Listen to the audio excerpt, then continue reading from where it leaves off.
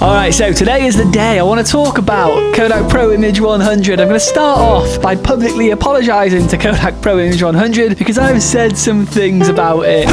It's a 100 speed film. I look at 100 speed film and I'm just like, brother, no, I'm good, thank you. And because of this, I have overlooked Pro Image 100 for literal years, but I am convinced that this could be one of the most underrated colour films right now.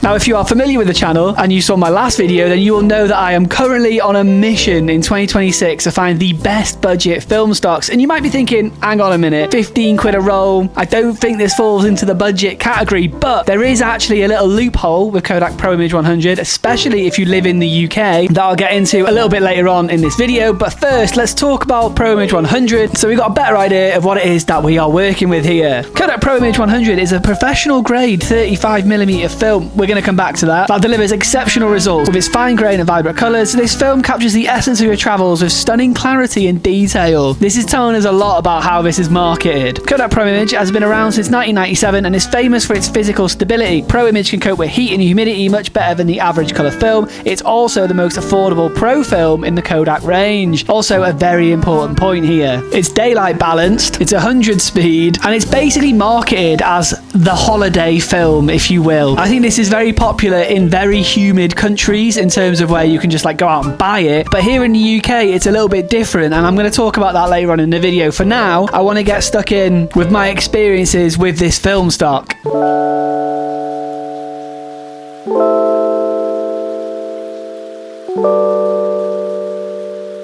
Now, if you are familiar with the channel at all, you will likely know that I love me some Florida, a place that is notoriously hot and notoriously humid. Super sunny, so it's nice and bright, so a 100 speed film actually doesn't seem like a bad idea in that climate. And as someone who goes back and forth to Florida quite a lot to shoot film, this film stock actually fits really well with that use case. Now, I had overlooked Pro Image 100 for so long because it was 100 speed and it was a little bit more expensive. I was just like, nah, I'm good, thank you. Until, and if you live in the UK, this is the important part, listen up, I was leaving for the States in September, so we're coming to the end of the UK summer, which means that Kodak Pro Image 100 is about to become pretty much useless in grey Britain. So what usually happens at the end of the summer is Kodak Pro Image 100 goes on offer in a bunch of film shops in the UK. You can pick this stuff up dirt cheap, and that is what I did. I bought a load of it and I took it out to Florida with me. Now, I'm an adult. I'm willing to say when I was wrong, and I was wrong about Pro Image 100 massively. I had judged a book by its cover and I was like, there's nothing that I need out of this film. I'll just take Color Plus 200 with me, whatever. But the second I saw the scans from the rolls of Pro Image from this trip, I was like, oh boy, was I wrong. I went from being very, I ain't shooting 100 speed film to,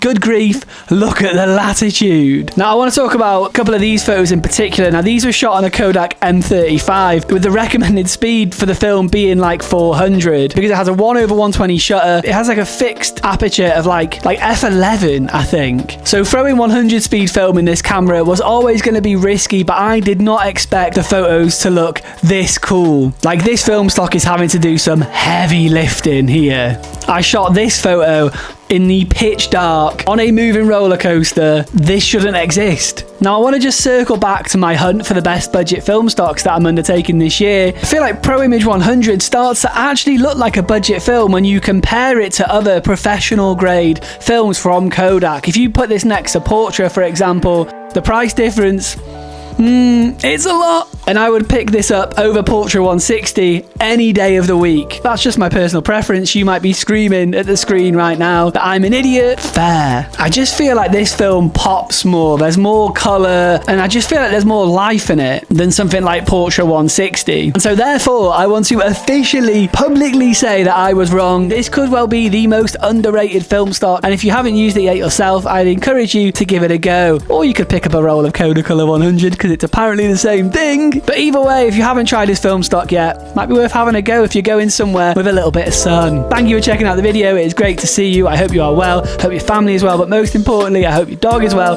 Please do provide your pooch with a little scratch behind the ears from me. And hopefully I will catch you in the next one. Peace.